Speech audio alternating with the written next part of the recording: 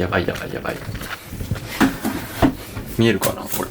9998人です。もうさっき急にここまで来たんで、なんかもうすぐ一瞬で行っちゃうんじゃないかなって思うんですが、急遽カメラを回してます。皆さんどうもこんにちは、富田海人です。普段は音楽プロデュース、作詞作曲編曲、音楽講師などをやっております。あ、やばい。あと一人だよ。皆さんありがとうございます。ちょっとここ最近の伸び率が、行きましたね、これ。ピントがこう行きました。1万人5桁に行きました。いや、皆さんのおかげです。本当に。最近のチャンネルの伸び率がえげつなくて、この調子で言ったらね、今年中に10万人目指してもいいのかなとか、ちょっと調子に乗っています。で、今日はですね、ちょっと普段僕がね、リアクション動画とかでやっている、この耳コピについて話したいかなと思います。急に1万人いっちゃったんで、それで急遽回してるんで、あんまり台本をね、考えてないんですけど、どうやってこういう風に耳コピできるようになったのかみたいな、経緯とかトレーニング方法みたいなとこをちょっと話していけたらいいかなと思っています。前回の解説動画で絶対音感になる方法みたいな動画で解説したんですけど、めっちゃ音感ありますっていう人じゃなくても、こうある程度この前の動画のトレーニングで音感がちょっとずつついてきて、それと同時並行でこの耳コピのトレーニングというかをやっていただけたらなと思います。最初に言うと、耳コピを鍛えるってことはいろんな音楽スキルを鍛えるってことになるし、出てきた音楽知識、音楽理論っていうのがやっぱりこう学べるわけだから、耳コピによってかなりいろんなスキルが必要になるんで、耳コピをできるようにするっていうのが音楽能力向上にすごく適しているトレーニングだと僕は思います。何から話そうかな。なんでこう耳コピができるようになったかというか、するようになったかみたいな経緯をちょっと話しますね。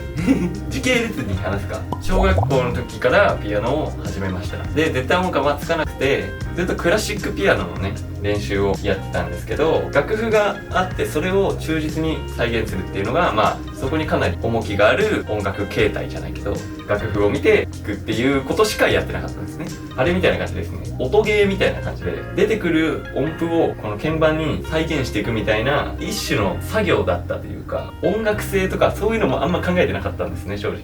そこからしばらく経つんですけど、中学後半ぐらいかなになった時に、その時ね AKB48 めちゃくちゃ流行ってたんですよ。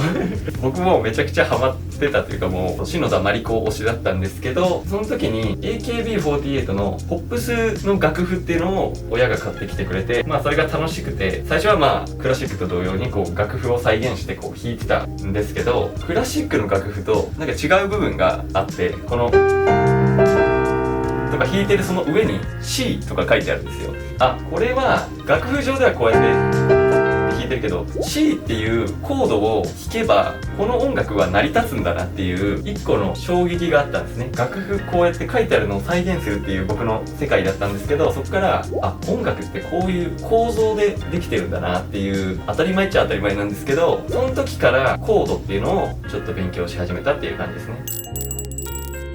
耳コピって基本はメロディーの耳コピと和音の耳コピなんですね。ベース音もメロディーの一部と僕は考えちゃっていいんじゃないかなと思うんですけど、なんでこの前の動画の絶対音感ので話してる内容はかなり重要で、まずメロディーをちょっとある程度こう相対音感で取れなきゃいけないんですね。なんですけど、それプラスでコードの和音の響きっていうのを覚えていく。音感のトレーニングと和音の響きのトレーニングっていうのを並行して僕はやっていいんじゃないかなと思ってます。簡単なコードを僕が今回ちょっと紹介しながら、その耳コピの具体的な方法について語っていきたいと思います。ベースの聞き取りっていうのがかなり重要になってきます。ベースの音が聞こえないっていう状況がよくあるあるで起こると。スマホとかね、この環境が良くないと確かにベース音って聞こえないんで、低音がカットされたりしてて聞こえないんで、ちゃんとこうヘッドホンとかで聞ける環境を用意するっていうのがまず1個あります。この僕がすごいおすすめしてるオーディオテクニカの R70X ってやつ、楽器がある程度こうバラバラに聞こえるんですよね。バラバラに聞こえるってことは、このベース音が単体で取りやすくなるんで、こういうヘッドホンを使ってベースの音を把握できる環境にするっていうのがまず1個あります。例えば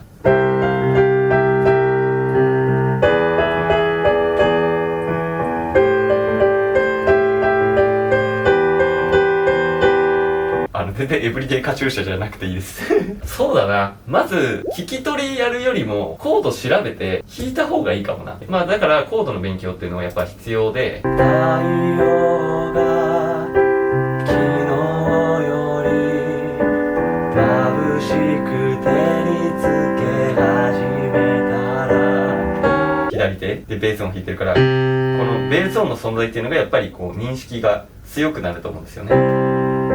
この和音がある中で左手が終わる。今から和音を弾くんで、それの一番低いベース音っていうのを探ってみてください。ベース音聞き取りトレーニング、イエーイ。僕も最初はジャーにしか聞こえなかったんですよ。絶対音感の人は多分聞こえるんだろうけど、もうジャーなんですよね。これは一個ずつの音が重なってジャーになってるっていうことなんですよね。聞けるようにするためには、まあ自分で弾いてほしいんですけど、ベース音をだけを弾く。あ、これが一番低い音でなってるんだな。そうしないとね、いきなりこうやられてもやっぱり聞こえないと思うんですよね。ちゃんとベース音を一回鳴らしてから、ドー鳴らしてから、ドミソやった時にこうベース音がこう聞こえてくるようになると思うんですよね。だから第一問のベース音はが正解です。で、これ別に音がわかるかどうかっていうのはまた別の話なんで、音が聞き取れるかっていう、これベース音のが鼻歌で歌えるかっていうところが結構重要です。これが鳴ってるよっていうことを把握していきましょう。じゃあ次。これ難しいですよ。はい、これの低音わかる人。例えば右手を弱めに弾いて、これだったらちょっと聞こえる人多いんじゃないかな。まあ正解は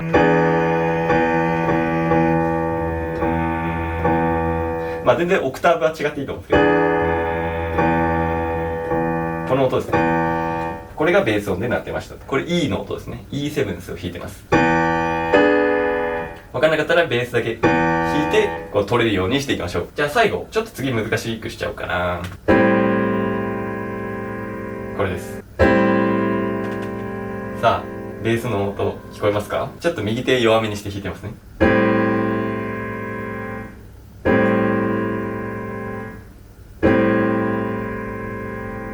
じゃあ左手だけ単発で弾きます。この音でした。ベース音は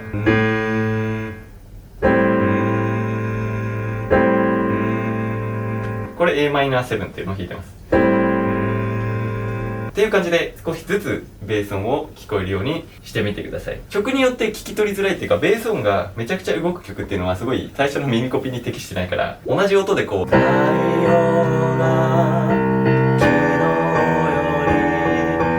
眩しく照りつけ始めたら、結構同じ音何回も弾いてくれたりとか伸ばしてくれるやつの方が最初の耳コピの課題曲としてはいいかなと思います。アイドル曲とかね、おすすめです。っていうのがまず1個。で、聞き取れたらそのメロディーと一緒でドから、主音からの距離で音が取れるようにするっていうのをやれば大体ね、コードなんてわかるんですよ。だからド、ベースで C が鳴ってたらコードは大体 C なんですよ簡単な曲だったら。ダイアトニック、ちょっとコードの勉強もしなきゃいけないんだけど、ダイアトニックっていうこのC、D マイナー、E マイナー、F、G、A マイナー、B マイナーフラット5。8鍵しか使わないコードですよね。大体それなんで、C が鳴ったら C、D が鳴ったらD マイナー。これが分数コードとかコードがあと複雑になってくるとそう簡単にもいかないっていう、ダイアトニックコードの分数コードのパターンがあったり、ノンダイアトニックコードの可能性があったりっていうのがたまにね出てくる。例えば今のカチューシャの2個目のコードの E7 っていうのはノンダイアトニックコードなんで、うわーってなる。太陽が昨日より、この E マイナーの響きが鳴ると思うんですけど、本来だったらね。だけど今回の曲はこう E7 っていうこの黒鍵が出てきてるんで、そういう響きの違和感、ダイアトニックじゃないぞっていう違和感を感じれるようにするために和音の響きを覚えるっていうことをやっていきたいと思います。ベース音を聞きながら和音の響きっていうのを聞いてるって感じなんですよね。まずダイアトニックの話からしますけど、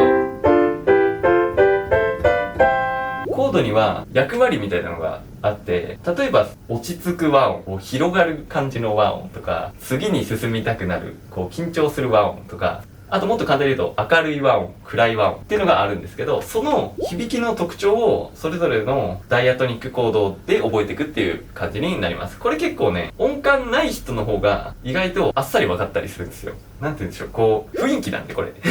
音を聞いてるっていうか、音の雰囲気を聞いてるみたいな感じなんですよね。さっきのベース音聞くっていうのは結構シビアな、正確にこう聞き取るみたいな話になるんですけど、ちょっとまたさっきとはね、捉え方が変わってきます。まず一番簡単なのが、キーが C の話しますけど、1個目の和音、C の和音っていうのは、それぞれね、感じ方違うかもしれないですけど、まず、明るいじゃないですか。明るい。安心するとか、落ち着くみたいな、そういう響き方になります。これ。だからなんかいろいろコード進行がいろいろありましたと。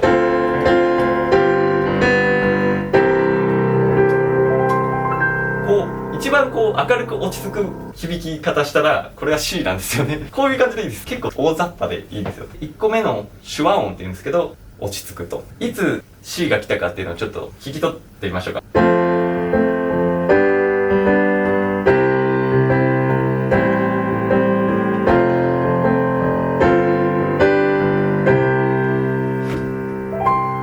て感じですね。今2回 C が出てきたんですけど、最後はC だなって分かったと思うんですけど、途中とかね、こ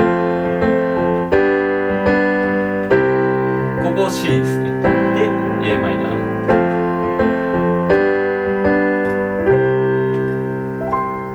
最後も C で終わってると。だからこういう風に明るく落ち着くとこを C なんだなと。あともうベース音とかね、聞き取れたら、どうが鳴ってる、で、落ち着いてるとかなったらもう、確定じゃないですか。だからそういう2つの視点があることによって、コードはこう絞っていけるんですよ。次に重要なコードっていうのはちょっと順番通りにいかずにちょっと飛ばしていくんですけど、G の漢字をちょっと次は覚えていきましょう。緊張する和音。次に安定するコードが来るみたいな、こうドミナントって言うんですけど、で、さっきの C がトニックって言って、トニックが次に来るだろうなみたいな予感をさせるコードがこの G っていうドミナントっていうコードになります。ちょっと弾いてみると、キーが C で、こういう和音です。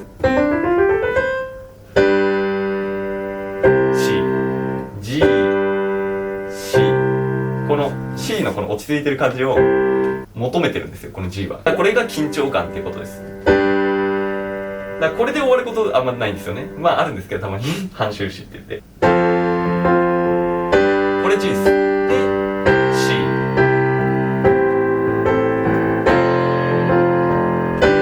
これ G です。で、C。っていう、こんな感じで聞き取れるコードを増やしていくっていうのが和音の響きの刷り込みって感じになりますね。簡単順にやってます。僕も最初全くできなかったんですけど、こうやって弾きながら確認していくのがやっぱいいのかなと思います。C っていうトニック、G っていうドミナントをやりました。じゃあ次、ダイアトニックに出てくるメジャーコード2つやったんですけど、もう1個あるんですね。メジャーコード3つ目。これが、F なんですけど、F の漢字はすごく結構僕は特徴的だなと思うんですけど、広がる感じ、ブワンって解放される感じっていうのがあります。キーが C で、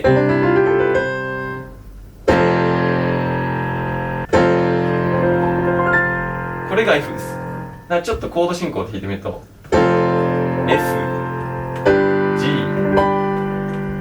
C、ちょっとずつ分かってきますかね。F っていうのはサブドミナントって言われるんですけど、さっきの G の前に来ることが基本的には多いというか、サブドミナント、ドミナント、トニック。だから F、G、C っていう流れっていうのはすごい音楽の中での基本の流れなんですよね。コードを覚えていくとコード進行になってくると思うんですけど、結構そのコード進行のパターンがなんか決まってくるんですよ。あるあるコード進行みたいなのを覚えていくことで、一個一個の響きが分からなくてもセットで分かるみたいな現象が起こるんですけど、FGC っていうのは一番あるあるコード進行です。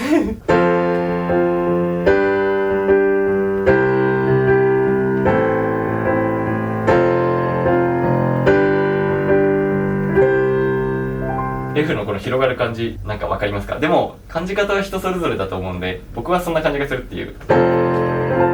わー、なんか始まってる感じもしますね。だかだから最近よく流行ってるコード進行も F スタートは多いですね。今僕がコード弾いてる中でまだ説明してないコードがあるんですけど、それが a マイナーっていう次に重要かなって思うコードがあります。マイナー系っていうのは基本的に暗い響きがするんですけど、 a マイナーっていうのは C と同じトニックの落ち着く印象があるので、 C っていうのはこう明るく落ち着いてるんですけど、 a マイナーっていうのは暗く落ち着くんですよね。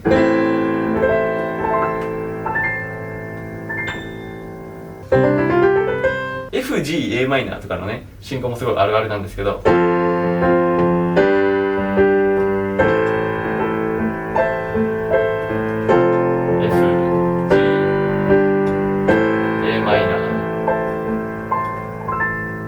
暗く落ち着くコード。この雰囲気をどんどん覚えておいてください。だからこうやって増やしていくとね、選択肢が広がるから難しくなるかもしれないんだけど、外れてもいいんで。次に分かりやすいのは、ちなみに b マイナーフラット5は正直無視でいいです。ちょっと後々やればいいんで、一番頻度が少ないダイアトニックコードなので、ちょっとそれは飛ばさせていただくんですけど、 d マイナーっていうのは、これもマイナーコードだから暗いんですけど、サブドミナントの効果があります。だから F と似てるんですよね。G の前に来るとかね、起こりやすいんですよ。さっきの F、G、っていうあるあるコードあったんですけど、 F の代わりに d マイナーを使うってことができます。こんな感じです。 d マイナーの響き方。この始まってる感じもあるんですよね、サブドミナントの。で次に G が来てほしくなって、 G は C を望んでると。だから作曲する時とかも F を使うか d マイナーを使うかで雰囲気に応じて使い分けるっていう選択肢ができます。 d マイナー GC っていうのも FGC とほぼ同等くらいあるあるコード進行になります。ダイアトニックの番号順に並べて251って言うんですね。僕がよくリアクション動画とかで言いがちな251っていうのがの基本がこの d マイナー GC っていうコードになります。結構重要です。最後が e マイナー。e マイナーが一番説明しがたいんだよな。 G とちょっと似てるんですよね、ソとシが。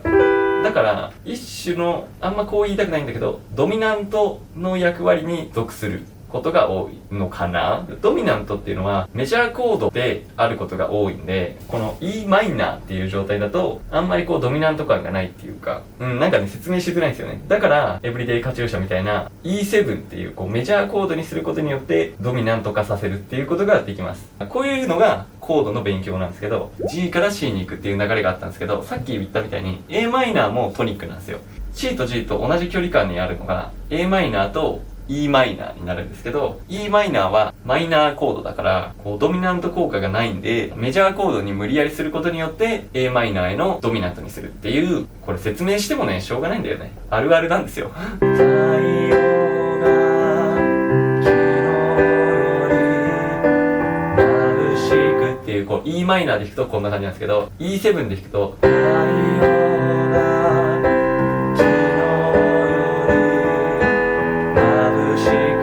っていうこう A マイナーに行きたがる感が強くなるっていうか、あとちょっと明るくなるっていう、こ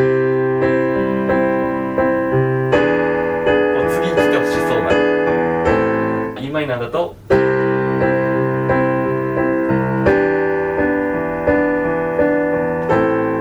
A マイナーに行こうとはしてるけどこうちょっと薄くなるよねっていう、そういうコードの役割みたいなのもとかコードのこの使われ方みたいなのを覚えていくといいと思います。 E マイナーっていうのは経過的に出てくることが多い気がします。 F、E マイナー、D マイナー、C とかね、こう経過的に降りるとか、今もよくあるんだけど王道コードの中に F、G、E マイナー、A マイナーっていう A マイナーの前に出てくるとか、そういうことも多いですね。なので A マイナーの前に出てくるからドミナント化して F、G、A マイナーみたいな改造することがよくあると。ダイアトニックコードの中で一番 J-POP で改造されがちなのがこの E マイナーっていうコードになります。っていう感じでダイアトニックだけじゃなくてノンダイアトニックコードも覚えていけるっていう感じですね。まあ今日はこんなもんにさせてください。耳コピーの入門編ですね。ちょっとまとめると、音感の動画でメロディーのとか単音の音をなるべく取れるようにしていく。でその中でベース音を聞き取れるようにして、ベースの単旋律というかね、単音の音を把握していくっていうのがありますよね。だからそうすることでも大体コード進行は簡単な曲だったら確定していくんですけど、それだけだとちょっと外れる時もあるんで、コードの響き方、コードの役割を覚えていくっていう感じですね。で結構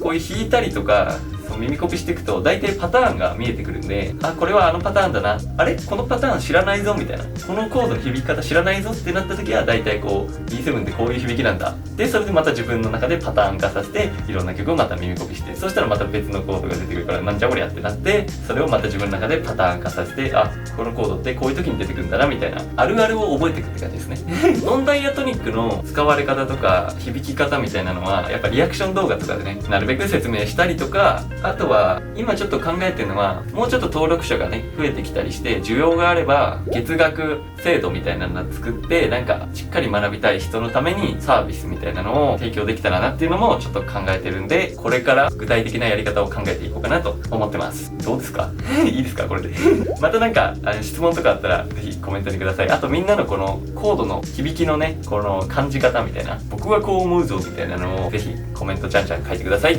また次回の動画でお会いしましょう。バイバイ。